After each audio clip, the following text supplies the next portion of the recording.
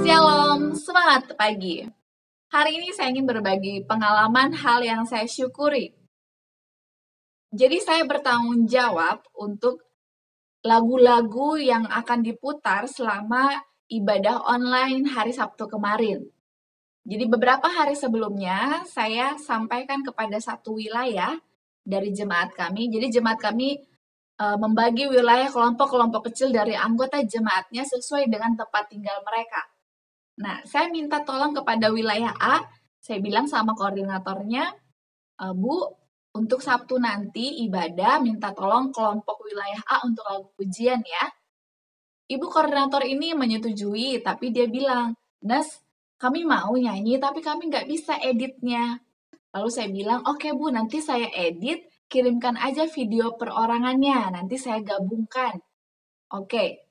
Jadi mulai berdatangan video itu satu demi satu dan sudah ada 6 orang yang mengumpulkan video lagu. Saya mulai mengedit untuk lagu pujian mereka. Lalu tiba di satu file yang orang itu mengirimkan video gambar melebar. Sedangkan yang lainnya memanjang, berdiri potret. Saya bingung, saya ini tidak ahli dalam mengedit karena saya pun belajar dari Google segala sesuatu karena saya senang aja, saya berusaha untuk lakukan yang terbaik dalam pelayanan.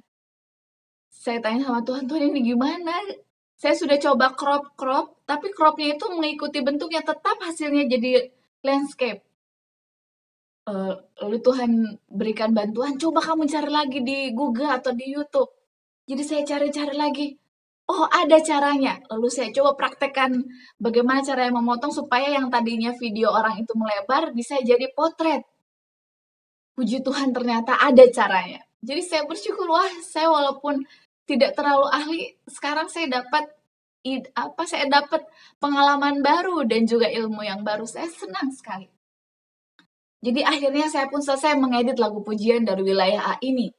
Dan tiba saatnya saya akan mengirimkan lagu-lagu yang sudah saya edit kepada bagian komunikasi jemaat. Jadi saya sudah kirimkan pertama lagu-lagu buka, saya sudah kirim. Send, terkirim. Saya kirim lagu-lagu tutup, terkirim. Saya kirim lagu pujian pertama, terkirim. Tiba saatnya saya akan mengirimkan lagu pujian dari wilayah A tadi. Sudah tinggal saya enter aja, tiba-tiba masuk satu chatting dari satu ibu anggota di wilayah A itu. Nes, ibu masih bisa nggak ya kirim video lagu ibu? Ibu ragu-ragu tadinya mau kirim, soalnya ibu rasa begini-begini gitu, ada alasannya. Lalu saya bilang, gak apa-apa Bu, kirimkan saja videonya, saya akan edit. Lalu akhirnya saya harus ulang lagi mengedit lagu pujian dari wilayah A tersebut. Lalu sudah cepat-cepat saya edit, karena agak lama juga laptop saya ini merender, karena bukan spesifikasi khusus untuk merender video-video. Jadi saya harus lama lagi menunggu, akhirnya selesai saya edit, saya kirimkan kepada Departemen Komunikasi Jemaat. Hari Sabtu tiba kemarin, lalu ketika diputar lagu pujian dari wilayah A tersebut, saya bisa saksikan dari anggota-anggota yang sudah menyampaikan videonya, mereka boleh tersenyum berbahagia, di mana mereka juga boleh turut ambil bagian dalam melayani Tuhan lewat lagu-lagu pujian. Saya bersuka cita, saya berterima kasih kepada Tuhan. Tuhan berikan saya kemauan dan juga berusaha untuk belajar hal-hal baru, terutama dalam hal mengedit lagu-lagu. Ini hal yang saya syukuri, saya percaya Anda pun memiliki hal yang Anda syukuri sepanjang minggu ini. Baiklah, kita lanjut di bacaan terakhir di bulan Januari di tahun ini. Dengan judul, mereka selalu turun naik tangga surga, dengan ayat inti yang tertulis di dalam Kejadian 28 ayat yang ke-12. Maka bermimpilah ia, di bumi ada didirikan sebuah tangga yang ujungnya sampai di langit, dan tampaklah malaikat-malaikat Allah turun naik di tangga itu. Penjelasannya, dalam dunia yang bernoda ini, segenap surga menyatakan perhatian yang paling besar. Namun kita bergaul dengan kegiatan yang sibuk di kota-kota kita. kita berbaur dengan orang banyak yang berdesak-desakan di jalan-jalan yang ramai. Kita masuk ke dalam pasar-pasar perniagaan dan berjalan pada jalan-jalan besar. Maka melalui seluruhnya, dari pagi hingga petang, orang banyak bertindak seolah-olah bisnis, sport, dan kepeleseran sajalah yang menjadi tujuan hidup. Seolah-olah dunia ini sajalah yang harus memenuhi pikiran. Betapa sedikit yang memikirkan perwakilan-perwakilan yang tidak kelihatan. Segenap surga menaruh perhatian yang besar, yang amat besar pada makhluk manusia yang begitu penuh dengan kesibukan, yang tidak menaruh pikiran pada yang tidak kelihatan.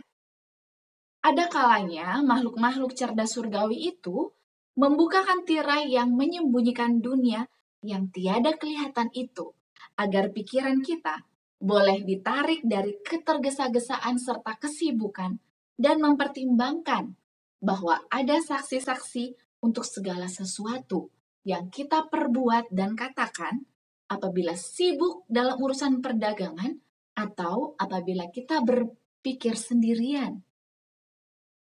Makhluk-makhluk surga ini ialah malaikat-malaikat yang melayani, dan mereka seringkali menyamar dalam rupa manusia dan sebagai orang-orang asing berbicara dengan orang-orang yang sibuk dalam pekerjaan Allah.